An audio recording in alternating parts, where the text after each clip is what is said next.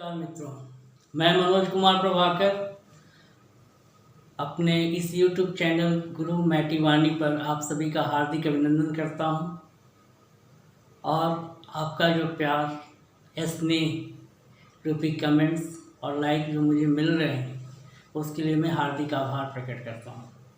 मित्रों, मैं इलेक्ट्रोपैथी की फ़िलॉसफी का जो सीरीज स्टार्ट किया है, तो हम लोग इलेक्ट्रोहोम्योपैथी के माध्यम से इंसानों की चिकित्सा, पशुओं की चिकित्सा करते हैं। मित्रों, ये हमारा शरीर पंचभूत से बना है। हर इलेक्ट्रोहोम्योपैथिक चिकित्सक के जो स्कॉलर हैं, जो बड़े बड़े चिकित्सक हैं, वो कहते हैं क्षितिजल पावक गगन समीरा, 5 तत्व मिल बना शरीरा। और यह कह करके अपनी बात की शुरुआत करते हैं और कहते हैं कि हमारा शरीर पंचभूत तत्वों से बना है।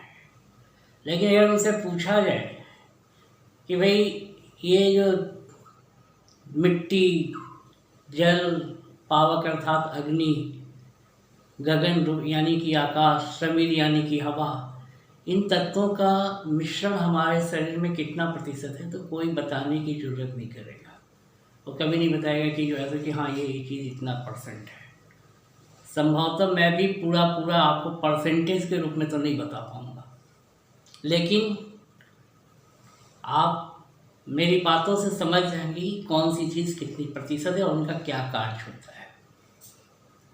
मित्रों, नासा ने भी जो विज्ञान की बहुत बड़ी कि रिसर्च सेंटर है, उसने बताया है कि पृथ्वी जो थी वो अपने निर्माण से पूर्व एक आग का गोला था, जिस पर कई वर्षों के उपरांत उस पर एक बर्फ के गोले के रूप में परिवर्तित हुआ, फिर वह जल के रूप में और मिट्टी के रूप में परिवर्तित हुआ और उसके बाद सबसे पहला जो जीव बना वह जलचर था, यानी कि मिट्टी पानी में रहने वाला जीव। और क्रमशः वनस्पतियों का निर्माण हुआ इस धरती पर और ऑक्सीजन का भंडार बना, और फिर जो है सो हमारा ये पृथ्वी है वह सजीवों के रहने के युक्त बना। मित्रों, इसी क्रम में मैं आगे बढ़ते इंसानों का जो रिप्रोडक्टिव सिस्टम है इसके बारे में थोड़ा सा आपको प्रकाश देता हूँ। आप खुद समझ जाएंगे कि किसको क्या कहते हैं। हमारे मनुस्मृति में और जो हमारे कई मनीषी, योगी, महर्षि, जिन लोगों ने भी हमारे पंचभूत शरीर के बारे में बताया है, उसमें कहा है कि जो हमारा शरीर जो स्त्री और यानी कि नर और नारी का जो शरीर है वह एक मिट्टी के रूप में है। अब जो इनके जो विशेष अंग हैं जिनसे कि वह रिप्रोडक्टिव सिस्टम को, कार्य को जनरेट करते हैं, प्रजनन के कार्य को जनरेट करते हैं, तो इस पुरुष के जो अंग हैं उसमें जो पुरुष से जो निकलने वाले जो शुक्र हैं यानी सीमेन, जिसको अग्नि तत्व बताया है, और स्त्रियों में जो ओवम, जिसे ये अंडाणु कहते हैं, वह उसे जल तत्व बताया है। अब जब ये जो पुरुष का अंग है, जितने हवा का जो है, जितना वैक्यूम को ले करके वह स्त्री के शरीर में प्रवेश करता है, और उस प्रवेश के दौरान जो स्त्री के अंग में जो रासायनिक द्रव्य जो विराजमान होते हैं उनसे वह प्रतिक्रिया करता हुआ वह आगे बढ़ता है, और जब शुक्र ये ओवम के साथ जब मिलन करता है तो उस समय जो उस दौरान जो प्रतिक्रियाएं बनती हैं, तो अब यहाँ पर क्या क्या बना, दोनों शरीर जो थे वो मिट्टी के थे। अग्नि तत्व जो है सो मिट्टी तत्व के बाद अग्नि तत्व गया, अग्नि तत्व के बाद जल तत्व से उसका मिलन हुआ, हवा गया। अभी हवा जो है सो वैक्यूम जो है सो अपना वहाँ पर प्रतिक्रिया करके और एक गगन रूपी जो है एक गोलाकार का जो है सो एक केव अपना जो है सो बना लेते हैं, जिसमें कि जो है सो दोनों फर्टिलाइज करके आगे वृद्धि करते हैं। और एक निश्चित उपरांत के बाद यानी कि जो 9 माह का जो समय है, हर एक प्राणियों में अलग अलग उनके रिप्रोडक्टिव काल का समय होता है, तो उस दरमियान जो है वह एक अपना पिंड का रूप ले लेता है वैक्यूम प्रेशर, और फिर वही वैक्यूम प्रेशर जैसा अंदर में जो है सो आकाश का रूप ले लेता है, और जिसे गर्भाशय के अंदर जो गर्भावस्था के दौरान जिसको कि हम पेट का निकलना कहते हैं, अगर उसको आप देखें तो एक आकाश का रूप आपको दिखाई देगा, ब्रह्मांड का स्वरूप दिखाई देगा बाहर से। अब वो जो वैक्यूम जो है सो अपना जब प्रेशर बनाता है, तो प्रेशर बनाने का पुनः जब उसका निर्माण का कार्य जब पूरा होता है, तो उसी वैक्यूम का जो एयर जो गया था वही वैक्यूम प्रेशर बन करके उसको शरीर से बाहर निकाल करके, और जैसे फिर जो हमारा जो ब्रह्मांड है इस धरती पर वह आने का कार्य करता है। अब इसमें ये जो वैक्यूम प्रेशर है, अगर वो गड़बड़ हो जाए, अब उसकी गड़बड़ी सीमेंट के वीकनेस से हो सकता है, ओवम के वीकनेस से हो सकता है। इसके अब ये दोनों अगर कोई इसमें से कोई वीक हो तो गर्भाधान जो है सो नहीं हो पाता, जिसको कंसेप्शन कहते हैं वो नहीं हो पाता है। अगर ये सब कुछ सही हो, किसी तरह की कोई बीमारी ना हो, कोई दोनों ही जीव स्वस्थ रहें, तो आगे गर्भ जो है सो बनना निश्चित है, और एक निश्चित समय पर जो है सो संतान की उत्पत्ति होना निश्चित है। अब इसमें लड़का होगा कैसे लड़की होगा कैसे, ये सब बताने की ज़रूरत नहीं है।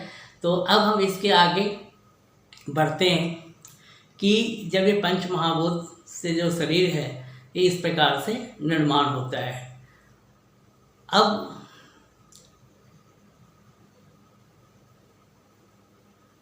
इसके बाद हम आते हैं कि हमारे शरीर पर जो औषधियाँ जो हम प्रयोग करते हैं उनका किन किन चरणों में जो है सो हमारे शरीर पर प्रभाव पड़ता है। तो जब हम किसी औषधि का प्रयोग करते हैं मित्रों, तो वह एक्शन के रूप में होता है, यानी कि उसका प्रभाव पड़ता है। दूसरा होता है एक्टिवेशन, यानी कि रोग जो था वह बढ़ जाता है। तीसरा होता है रिएक्शन, यानी कि जो रोग के अनुकूल में इस औषधि जो थी वह नहीं थी, यानी कि उसका कुछ प्रभाव हो गया, रोग के मतलब कि रोग जो ठीक होना था वो नहीं ठीक हुआ, कोई दूसरा रोग उत्पन्न हो गया जिसके लक्षण दिखाए, जिसको रिएक्शन कहते हैं। अब इसके बाद में रोग ठीक हो गई, लेकिन वो अपने औषधियों का प्रभाव ऐसा था कि वो अपना कोई एक दूसरा स्वरूप जो है सो दिखाने के लिए आवश्यकता पड़ रहा है। जैसे कि आज के डेट में ये क्या कहते हैं, अभी जो है सो कोरोना वायरस पे अभी प्लाज्मा थेरेपी का जो है सो प्रयोग हो रहा है। तो प्लाज्मा थेरेपी में भी जो है सो रक्त का ग्रुप का मिलना जो है सो बहुत ज़रूरी होता है। अब ग्रुप मिलने के बाद जिस एंटीबॉडी को आप ले करके स्वस्थ व्यक्ति का जो कोरोना वायरस से ठीक हुआ, अभी की जो थेरापी उसमें यही किया जा रहा है कि जो बॉडी का जो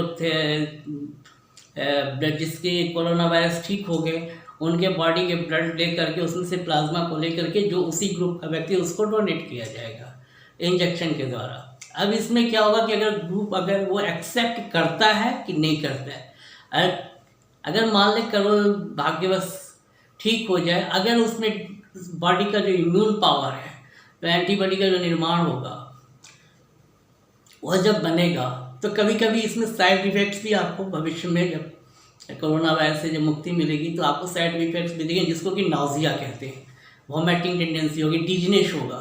तो ये सारी भी चीज़ों के लिए हमको आगे भी भविष्य में तैयार रहना होगा, तो इसको कहते हैं साइड इफ़ेक्ट्स। अब आते हैं इसके, आपको मैंने बताया action, aggravation, reaction, side effects. अब इसके बाद में मैं आपको बता रहा हूँ एक पाँचवा जो चरण होता है जिसको कहते हैं रेसिस्ट, यानी कि उस शरीर पर कोई प्रभाव नहीं पड़ा। तब हम इसमें करते क्या है? अब हम करते क्या, एक्शन का मतलब कि रोगी को जो दवा दी गई और बिल्कुल ठीक थी, उसका प्रभाव जो है सो पड़ रहा है, रोगी स्वस्थ हो रहा है। अगर एग्रीवेशन होता है, यानी कि औषधि बिल्कुल सही थी, लेकिन जो उस रोगी का जो उम्र है, उसकी जो इम्यूनिटी पावर है, उसकी जो ब्लड की जो कैपेबिलिटी है, बॉडी की जो सहन शक्ति, उसकी जो क्षमता है, वह जो है सो घट रही है, वो उसके अनुकूल नहीं है। तो रोग जो औषधि है उसका प्रभाव जो है हमको थोड़ा लाइटर कर देना होता है, यानी कि निगेटिव कर देना होता है। अब साइड इफ़ेक्ट्स में अपने इलेक्ट्रोहोम्योपैथी में क्या है कि उस रोग औषधि को बंद कर दीजिए। तो यानी कि या तो उसकी मात्रा को थोड़ी, जो आप अगर 20 गोली दे रहे तो उसको 10 गोली कर दीजिए, तो वो ज़्यादा दिन और रोग जब ठीक हो जाए तो उसको बंद कर दिए तो उसका साइड इफ़ेक्ट्स नहीं होगा। मैं आगे चल के आपको बताऊंगा कि किन औषधियों के क्या साइड इफ़ेक्ट्स होते हैं, S1 से लेकर के SY से लेकर के इलेक्ट्रिसिटी के से लेकर के ATP तक का सारी मेडिसिन का जो साइड इफ़ेक्ट्स होता है वो भी मैं आपको आगे चल कर के भविष्य में बताऊँगा।